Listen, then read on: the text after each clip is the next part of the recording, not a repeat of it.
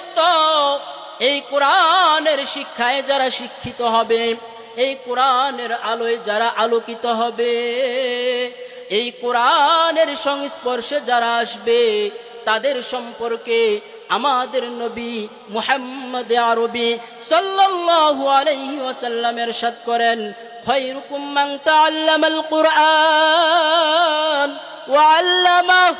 ও দুনিয়ার মানুষেরা শোনো, আল্লাহর রাসূল জানায়া দেয় দুনিয়াতে সর্বোত্তম মানুষ কারা, দুনিয়ার মধ্যে সর্বশ্রেষ্ঠ মানুষ কারা। ও ভাই দোস্ত, দুনিয়াতে প্রেসিডেন্ট হলে সর্বশ্রেষ্ঠ মানুষ এটা রাসূল বলে নাই।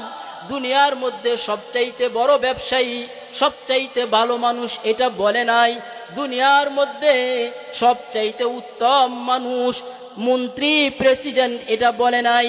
আল্লাহর রাসূল বলেন দুনিয়ার মধ্যে সর্বোন্নত মানুষ, সর্বোত্তম মানুষ তারা, ওয়া খায়রুকুম মান তাআল্লামাল কুরআন, যার যে কোরআন শিক্ষা গ্রহণ করে, কন্যা সুবহানাল্লাহ, যে কোরআন শিখে দুনিয়ার মধ্যে তারা হলো সর্বোত্তম মানুষ। আর ওয়া আল্লামা, যারা কোরআন শিখায় তারা হলো দুনিয়ার মধ্যে সর্বশ্রেষ্ঠ মানুষ, কোন সুবহানাল্লাহ। আল্লাহর রাসূল জানায়া দেয়, ও দুনিয়ার মানুষেরা, যদি সর্বশ্রেষ্ঠ মানুষ হতে চাও, যদি সর্বোত্তম মানুষ হতে চাও, তাহলে কোরআন ছাড়া আর দ্বিতীয় কোনো রাস্তা নাই। কোরআন শিখো, সর্বোত্তম মানুষ হয়ে যাও। কোরআনের সংস্পর্শে আসো, সর্বোত্তম মানুষ হয়ে যাও। তাহলে সর্বোত্তম মানুষ হতে হলে দারুল মাআরিফ মাদ্রাসায় আসার দরকার আছে না নাই? বিসমিল্লাহির রহমানির রহিম। আর রহমান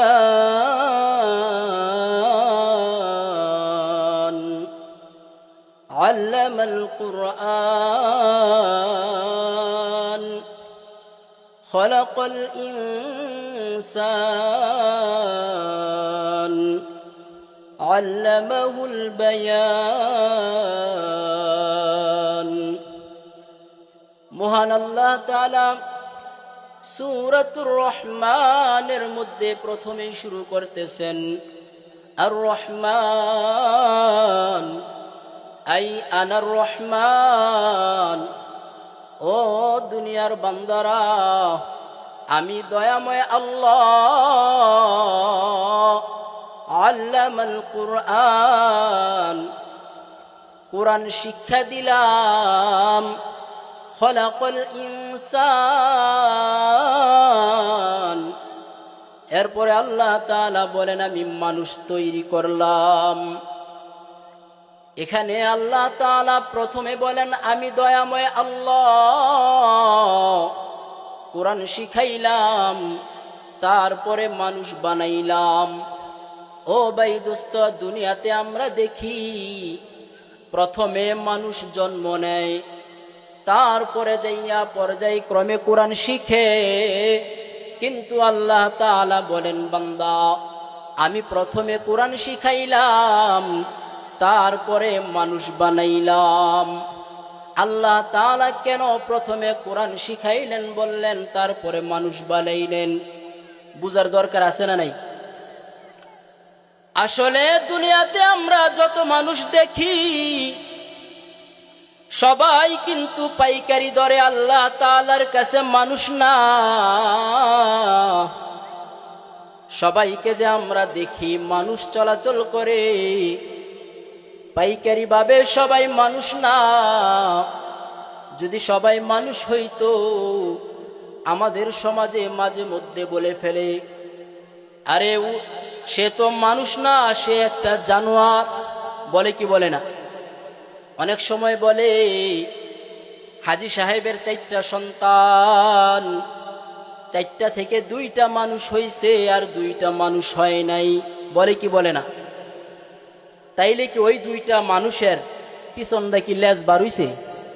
হ্যাঁ না, দেখতে শুনতে মানুষই, তারপরেও কেন বলে সে 2টা মানুষ হয় নাই?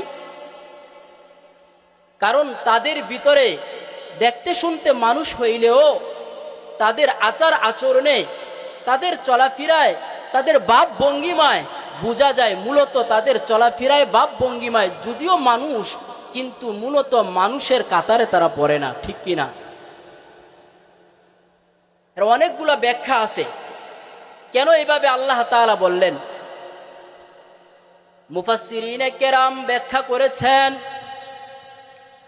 আল্লাহ তাআলা সূরাতুর রহমানের ভিতরে এভাবে বলার কারণ হলো যে দুনিয়াতে আমরা যাদেরকে মানুষ বলে গণ্য করি মূলত তারা আল্লাহ তাআলার কাছে সবাই মানুষ না। কয় তাহলে মানুষ কারা?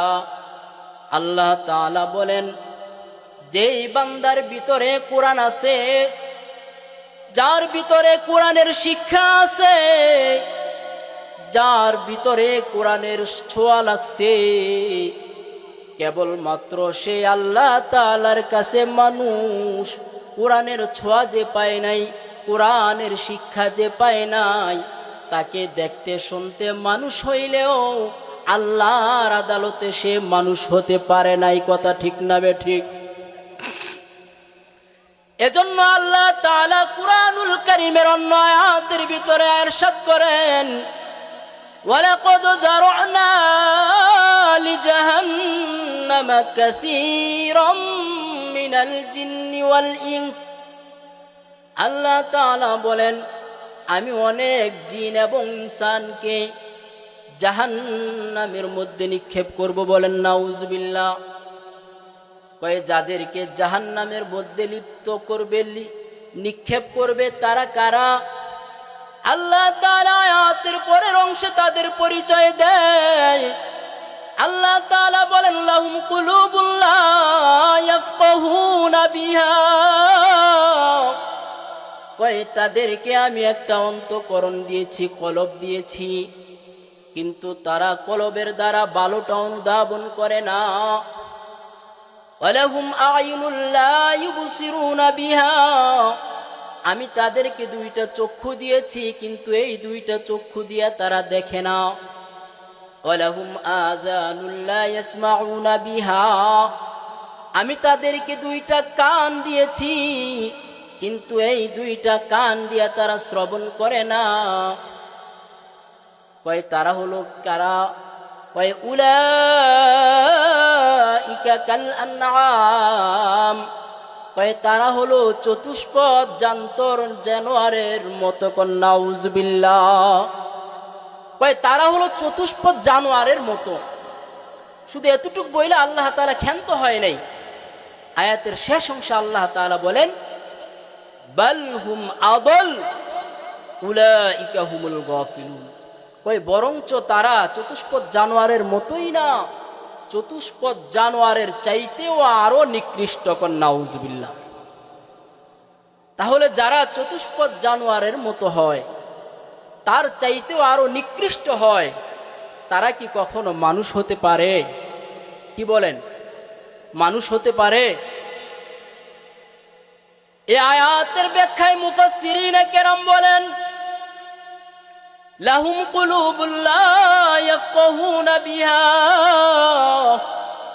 তাদেরকে আমি কলব দিলাম, এই কলবের দ্বারা তারা ভালোটা অনুধাবন করে না। ভালোটা অনুধাবন করে না মানে হলো আমি তাদেরকে কোরআন দিলাম, এই কোরআন নিয়ে তারা গবেষণা করে না। আল্লাহ তাআলার ভালো বিধানগুলাকে তারা দেখে না। কয় তাদেরকে দুইটা চক্ষু দিলাম, এই চক্ষু দিয়া তারা কোরআন দেখে না, এই চক্ষু দিয়া কোরআন দেখে দেখে পড়ে না। তাহলে তারা এই চক্ষু দিয়া কি করে? কয় তারা এই চক্ষু দিয়া পরনারী দেখে, এই চক্ষু দিয়া নাটক সিনেমা দেখে, এই চক্ষু দিয়া অশ্লীলতা দেখে। কয় তাদেরকে দুইটা কান দিলাম, কান দিয়া তারা শ্রবণ করে না। কয় এই কান দিয়া তারা কোরআনের তেলাওয়াত শুনে না, এই কান দিয়া দ্বীনের মজমার আলোচনা শোনে না, এই কান দিয়া তারা আল্লাহ তাআলার বাণীগুলো শোনে না। তাহলে তারা কি শোনে? আল্লাহ তাআলা বলেন এই কান দিয়া তারা গান বাদ্য শোনে, নাটক সিনেমার বাদ্যগুলা শোনে, এই কান দিয়া তারা ডিজে গান লাগাইয়া শ্রবণ করে, ঠিক না বেঠিক? এজন্য আল্লাহ তাআলা তাদেরকে মানুষ বলে নাই, আল্লাহ তাআলা তাদেরকে চতুষ্পদ জানোয়ারের সাথে তুলনা করেছেন। শুধু তাই না, চতুষ্পদ জানোয়ারের চাইতেও আরো নিকৃষ্ট বলেছেন। ও ভাই দোস্ত, এখন বুঝে আসেনি আমাদেরকে মানুষ হতে হলে কি করা লাগবে? এক নাম্বার, যেটা ছাড়া কোনো বিকল্প দ্বিতীয় রাস্তা নাই, সেটাই হলো আল্লাহ তাআলার কালামুল্লাহ, ঠিক কিনা? কোরআন ছাড়া মানুষ হতে পারে না। কোরআন ছাড়া কি হওয়া যায় না? মানুষ হতে পারে না। একটু যদি বুঝাই আপনাদেরকে বুঝবেন, কোরআনের সংস্পর্শ ছাড়া মানুষ কখনোই মানুষ হতে পারে না। শিক্ষা নিয়ে আপনি যত বড় ডিগ্রি অর্জন করেন, তারপরেও আল্লাহ তাআলার কাছে আপনি মানুষ হতে পারবেন না যতক্ষণ না পর্যন্ত আপনার ভিতরে কোরআনের শিক্ষা না ঢুকাবেন। এর আগে আপনি মানুষ হতে পারবেন না। আচ্ছা বলেন, আমাদের সমাজে, আমাদের দেশে সন্তানাদি যে জন্ম দেই আমরা, সন্তানাদি জন্ম দেওয়ার বৈধ পন্থা কি? স্বামী স্ত্রীর মাধ্যমে কি করা? সন্তান জন্ম দেওয়া। যদি স্বামী স্ত্রী ছাড়া কেউ বিবাহ বন্ধনে আবদ্ধ হওয়া ছাড়া সন্তান জন্ম দেয়, তাহলে সেই সন্তান বৈধতা পাবে? কি বলেন, পাবে? তাহলে বৈধ কোরআনের বিধান হলো সন্তান জন্ম দেওয়ার ক্ষেত্রে প্রথমেই বিবাহ বন্ধনে কি করতে হবে? আবদ্ধ হতে হবে। এটা হলো কোরআনের শিক্ষা। কিসের শিক্ষা? কোরআনের শিক্ষা। এখন আসেন পৃথিবীর অন্যান্য দেশগুলোর দিকে একটু তাকাই। পৃথিবীতে যতগুলা ইহুদি খ্রিস্টানের দেশ আছে,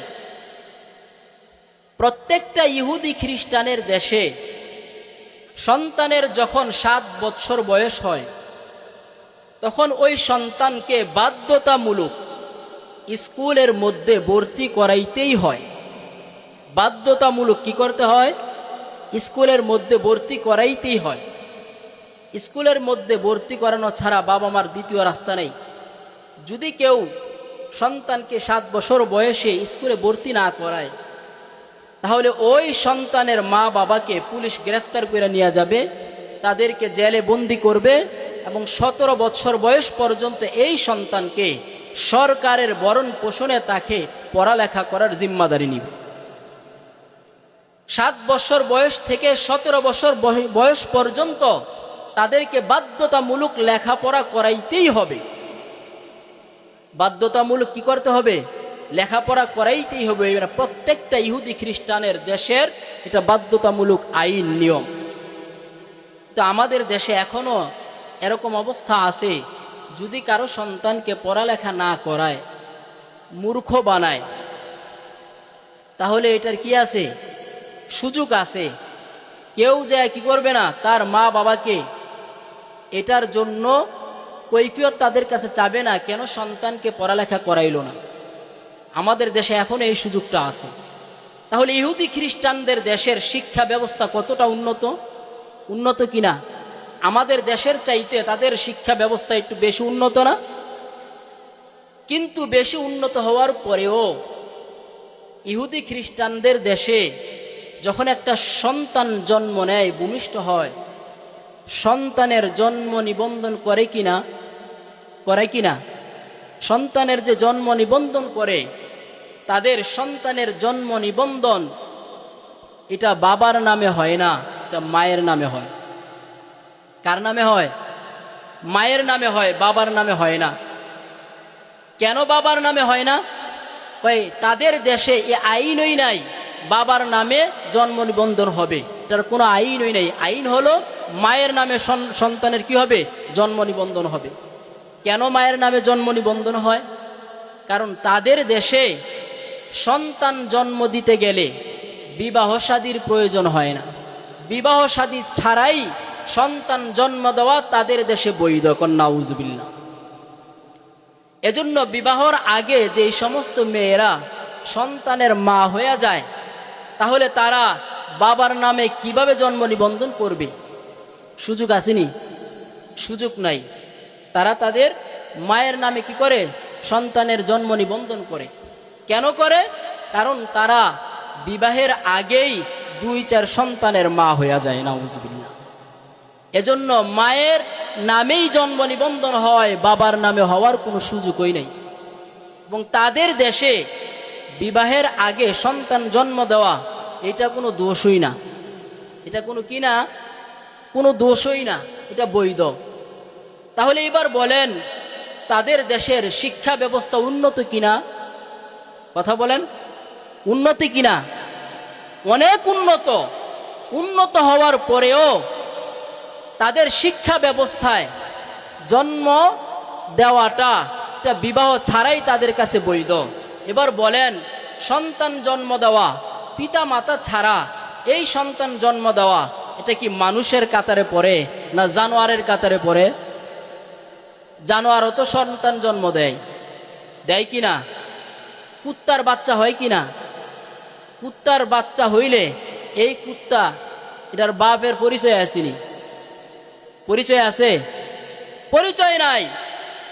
এই কুত্তার কুত্তির মতন বিদেশের ইহুদি খ্রিস্টানের দেশও বাচ্চা পয়দা হয়।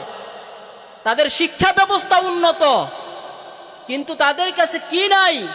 তাদের কাছে কোরআনের শিক্ষা নাই। আর কোরআনের শিক্ষা না থাকার কারণে তাদের সন্তান হয় মানুষের প্রক্রিয়ায় হয় না, তাদের সন্তান হয় জানোয়ারের প্রক্রিয়ায়। কথা বলেন ঠিক না বেঠিক? তাহলে তাদের দেশেও সন্তান হয় আর আমাদের দেশেও সন্তান হয়, কিন্তু আমাদের দেশের মানুষ বিবাহ ছাড়া সন্তান জন্ম দেওয়াটা কিনা বৈধ মনে করে না, এটা অবৈধ মনে করে। কারণটা কি? অবৈধ মনে করে যদিও আমাদের দেশের মানুষগুলা কোরআন শিখে নাই, কোরআন সবাই কি করে নাই, কোরআন পড়ে নাই, কিন্তু কোরআনের ছোঁয়া তারা পাইছে। সুবহানাল্লাহ। কোরআনের কি পাইছে? ছোঁয়া পাইছে। কোরআনের ছোঁয়া পাইছে, এই জন্য তাদের কি করে না, আমাদের দেশে ওই জানোয়ারের মতো সন্তান জন্ম দেয় না।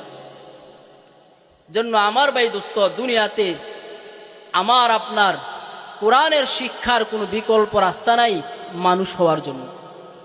মানুষ হতে হলে কোরআনের শিক্ষা লাগবে কি লাগবে না? কি বলেন, লাগবে কি না? এই কোরআনের শিক্ষা দেওয়া হয় কোথায়? দারুল মাআরিফ ইসলামিয়া মাদ্রাসায়। এই কোরআনের শিক্ষা দেওয়া হয় কওমি মাদ্রাসাগুলোর ভিতরে। এই কোরআনের শিক্ষা ব্যবস্থাকেও এখন বন্ধ করে দেওয়ার অনেক পায়তারা চলতেছে, ঠিক কিনা? আমাদের বাংলার জমিনে এই কোরআনের শিক্ষা যদিও সবাই শিখতে না পারে, কিন্তু 1,00,000-র ভিতরে 99,999 জন কোরআনের ছোঁয়া পায়। একজন ছেড়া। একজন কেমন? একজন যেমন তসলিমা নাসরিমের মতন হয়ে আছে। সে কি করে না, কোরআনের শিক্ষার ব্যাপারে বুঝে না, তার বুঝ আসে না। আহমদ শরীফ সে একজন, তারা কোরআনের শিক্ষা বুঝে না। তো আমাদের দেশেও কি আছে এরকম নাস্তিক মার্কা কিছু মানুষ আছে না নাই? সবাই কোরআনের ছোঁয়া পাইলেও এরকম 2-4টা আছে, এইগুলা কোরআনের ছোঁয়াও পায় নাই, শিখে নাই তো নাই, কোরআনের ছোঁয়াও পায় নাই। এজন্য কোরআনের বিপক্ষে যায় তারা কি করে, আমাদের দেশে বিভিন্ন জায়গায় টকশোতে বিভিন্ন জায়গায় কি করে, তারা কোরআনের বিপক্ষে যায় অবস্থান গ্রহণ করে। তাহলে আমাদের সমাজে মানুষ হতে হলে কোরআনের শিক্ষার দরকার আছে না নাই? আল্লাহ তাআলার কাছে মানুষ রূপে গণ্য হইতে হলে 1 নম্বরে যেটা লাগবে সেটা হলো কোরআন। এবার আল্লাহ তাআলা বলেন, ও দুনিয়ার মানুষ, আমি আনার রহমান, আমি আল্লাহ তাআলাকে উপরে রাখো, মাঝখানে আল্লামাল কোরআন, কোরআন শিক্ষাটাকে রাখো। আর কোরআনের নিচেই তুমি খলাকতুল ইনসান, তুমি মানুষকে রাখো। এবার তুমি যদি মানুষ ওই রহমানের কাছে যাইতে চাও, ওই রহমানকে যদি পাইতে চাও, তাহলে মাঝখানে যেই কোরআন আছে, এই কোরআনের বায়া হইয়া, এই কোরআনকে বুকে ধারণ কইরা, এই কোরআনের শিক্ষায় শিক্ষিত হইয়া, এই কোরআনের ছোঁয়া পাইয়া, এই কোরআনের নূরে আলোকিত হয়ে তারপরে তুমি তোমার রহমানের কাছে যাও। কোন সুবহানাল্লাহ। তারপরে কার কাছে যাও? তারপরে রহমানের সাথে সংস্পর্শ লাগাও। রহমানের সাথে সংস্পর্শে যেতে হলে তোমার এক নাম্বার যেটা লাগবে সেটা হলো কোরআন। কোরআন ছাড়া তুমি কি করতে পারবে না? মানুষ হতে পারবে না। কোরআনের শিক্ষা ব্যবস্থা ছাড়া তুমি কি পাবে না? দুনিয়া ও আখিরাতে উভয়ে জাহানে নাজাত পাবে না। এজন্যই আমাদের বাংলাদেশের আইনুদ্দিন আল আজাদ রহমতুল্লাহি আলাই কোরআন নিয়ে একটা সঙ্গীত গাইছিল। সঙ্গীতটা শুনবেন নি আপনারা? বলবো। সমাধান চাও যদি জীবনে মরণে, ফিরে যাও খুঁজে নাও চোখ রাখো কোরআনে। ঠিক কিনা? সমাধান চাও যদি জীবনে মরণে, ফিরে যাও খুঁজে নাও চোখ রাখো কোরআনে। তবেই পাবে সুখ শান্তির ঠিকানা, তবেই পাবে সুখ শান্তির ঠিকানা, যদি মেনে নাও তুমি মনে প্রাণে। সমাধান চাও যদি জীবনে মরণে, ফিরে যাও খুঁজে নাও চোখ রাখো কোরআনে। সমাধান চাও যদি জীবনে মরণে, ফিরে যাও খুঁজে নাও চোখ রাখো কোরআনে। এত চির অম্লান চির মুক্তির ডাক, এ যে মুহাবানী খোদারি কালামে পাক। এত চির অম্লান চির মুক্তির ডাক, এ যে মুহাবানী খোদারি কালামে পাক। এই দুনিয়ায় আর সেই দুনিয়ায়, এই দুনিয়ায় আর সেই দুনিয়ায়, মুক্তি পাবে তুমি দু জাহানে। সমাধান চাও যদি জীবনে মরণে, ফিরে যাও খুঁজে নাও চোখ রাখো কোরআনে। সমাধান চাও যদি জীবনে মরণে, ফিরে যাও খুঁজে নাও চোখ রাখো কোরআনে। এ বাণী সকলের নয় শুধু মুমিনের, যারাই চলবে মেনে ফল পাবে কোরআনের। এ বাণী সকলের নয় শুধু মুমিনের, যারাই চলবে মেনে ফল পাবে কোরআনের। গড়ে বলো কিবা রাষ্ট্রে বলো, গড়ে বলো কিবা রাষ্ট্রে বলো, অশান্তি দূর করে শান্তি আনে। সমাধান চাও যদি জীবনে মরণে, ফিরে যাও খুঁজে নাও চোখ রাখো কোরআনে। সমাধান চাও যদি জীবনে মরণে, ফিরে যাও খুঁজে নাও চোখ রাখো কোরআনে। ঠিক কিনা? কোরআন ছাড়া সমাধান অন্য কোথাও নাই। ও ভাই দোস্ত, এই কোরআনের শিক্ষায় যারা শিক্ষিত হবে, এই কোরআনের আলোয় যারা আলোকিত হবে, এই কোরআনের সংস্পর্শে যারা আসবে, তাদের সম্পর্কে আমাদের নবী মুহাম্মদ আরবি সাল্লাল্লাহু আলাইহি ওয়াসাল্লাম ইরশাদ করেন, খায়রুকুম মান তাআল্লামাল কুরআন ওয়া আল্লামাহু।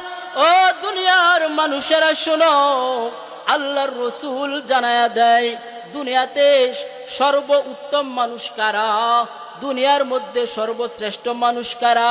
ও ভাই দোস্ত, দুনিয়াতে প্রেসিডেন্ট হলে সর্বশ্রেষ্ঠ মানুষ, এটা রাসূল বলে নাই। দুনিয়ার মধ্যে সবচাইতে বড় ব্যবসায়ী, সবচাইতে ভালো মানুষ এটা বলে নাই। দুনিয়ার মধ্যে সবচাইতে উত্তম মানুষ মন্ত্রী, প্রেসিডেন্ট এটা বলে নাই। আল্লাহর রাসূল বলেন দুনিয়ার মধ্যে সর্ব উন্নত মানুষ, সর্ব উত্তম মানুষ তারা খায়রুকুম মান তাআল্লামাল কুরআন, যার যে কোরআন শিক্ষা গ্রহণ করে। কন্যা সুবহানাল্লাহ। যে কোরআন শিখে দুনিয়ার মধ্যে তারা হলো সর্ব উত্তম মানুষ। আর আল্লামা, যারা কোরআন শিখায় তারা হলো দুনিয়ার মধ্যে সর্বশ্রেষ্ঠ মানুষ। কোন সুবহানাল্লাহ। আল্লাহর রাসূল জানায়া দেয়, ও দুনিয়ার মানুষেরা, যদি সর্বশ্রেষ্ঠ মানুষ হতে চাও, যদি সর্ব উত্তম মানুষ হতে চাও, তাহলে কোরআন ছাড়া আর দ্বিতীয় কোনো রাস্তা নাই। কোরআন শিখো, সর্ব উত্তম মানুষ হয়ে যাও। কোরআনের সংস্পর্শে আসো, সর্ব উত্তম মানুষ হয়ে যাও। তাহলে সর্ব উত্তম মানুষ হতে হলে দারুল মাআরিফ মাদ্রাসায় আসার দরকার আছে না নাই? আছে না নাই? সর্ব উত্তম মানুষ হতে হলে দারুল মাআরিফ মাদ্রাসায় সন্তানগুলাকে পাঠায়া দাও। এই সন্তানগুলা কোরআন শিখবে, আর কোরআনের বরকতে দুনিয়ার মধ্যে সর্ব উত্তম মানুষ হয়ে যাবে। কন্যা সুবহানাল্লাহ। দুনিয়ার মধ্যে সর্ব উত্তম মানুষ হতে হলে কোরআনের শিক্ষার বিকল্প কোনো রাস্তা নেই। কি বলেন? কোরআনের শিক্ষার বিকল্প কোনো রাস্তা নেই।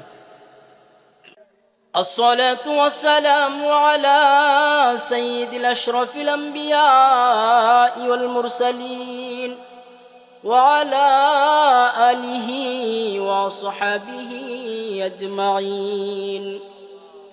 ربنا لا تزغ قلوبنا بعد إذ هديتنا وهب لنا من لدنك رحمة إنك أنت الوهاب.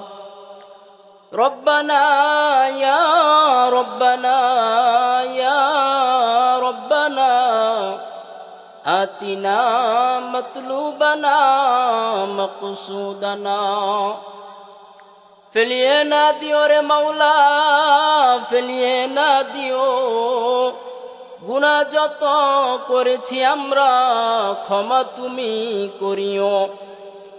বান্দা সে বন্দিগি নাই, শেষ করেছি জিন্দেগি।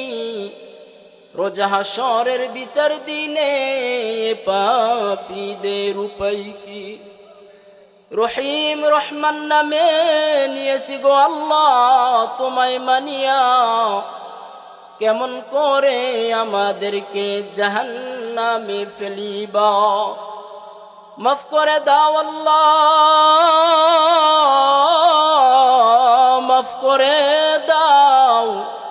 গুনাহ যত করেছি আমরা ক্ষমা তুমি দাও। আয় রব্বে করিম, আয় আল্লাহ, দারুল মাআরিফ মাহফিলে বসে আল্লাহ তোমার শাহী দরবারে ভিক্ষুকের মতো আমরা হাতগুলো বাড়িয়েছি আল্লাহ। আয় আল্লাহ, আপনি মেহেরবানি করে আমাদের জীবনের জিন্দেগির গুনাহগুলোকে মাফ করে দেন আল্লাহ। আয় আল্লাহ, বাবা আদম থেকে নিয়ে আজ পর্যন্ত যত মুমিনিন মুমিনাত, মুসলিমিন মুসলিমাত যারা পরিমাণ ঈমান নিয়ে অন্ধকার কবরে চলে গেছে আল্লাহ, আপনি তাদের কবরের মধ্যে আমাদের আয়াতের সওয়াবগুলোকে পৌঁছায়া দেন আল্লাহ। আয় আল্লাহ, আমরা যারা হাত উত্তোলন করলাম, আমাদের বংশ থেকে আমাদের যত রক্তের আপনজনেরা অন্ধকার কবরে চলে গেছে আল্লাহ, প্রত্যেকের কবরগুলোকে জান্নাতের বাগান বানায়া দেন। আয় আল্লাহ, বিশেষ করে মাওলা, যার মা নাই, যার বাবা নাই, আয় আল্লাহ, যার মা দুনিয়া থেকে বিদায় হয়ে গেছে, তার মতো এতিম কেউ নাই রে আল্লাহ। আয় আল্লাহ, যে মা সন্তানকে নিজে না খাওয়াইয়া, নিজে না খাইয়া, নিজে না খাইয়া সন্তানকে খাওয়াইলো, লালন পালন সন্তানকে করলো আল্লাহ। যেই মা ভালো কাপড় পরলো না, সন্তানকে পরাইলো। আয় আল্লাহ, ওই মা যাদের অন্ধকার কবরে চলে গেছে, আপনি মেহেরবানি করিয়া মায়ের কবরকে জান্নাতের বাগান বানায়া দেন। আয় আল্লাহ, যার বাবা নাই, যেই বাবা মাথার গাম পায়ে ফেলে সন্তান লালন পালন করেছে আল্লাহ, যেই বাবা রোদ্রে পুড়েছে, বৃষ্টিতে ভিজেছে সন্তানের মুখে আহার তুলে দেওয়ার জন্য, আয় আল্লাহ, আমারও বাবা নাই, যাদের এই প্রাণের বাবা অন্ধকার কবরে চলে গেছে আল্লাহ, আপনি মেহেরবানি করিয়া বাবাদের কবরকে রওজাতুম মিন রিয়াজিল জান্নাহ বানায়া দেন। আয় আল্লাহ, আমার নানা নানি অনেক আত্মীয় স্বজন এই মাসাবর মাটিতে শুয়ে আছে। আয় আল্লাহ, আপনি মেহেরবানি করিয়া তাদের কবরগুলোকে জান্নাতের বাগান বানায়া দেন।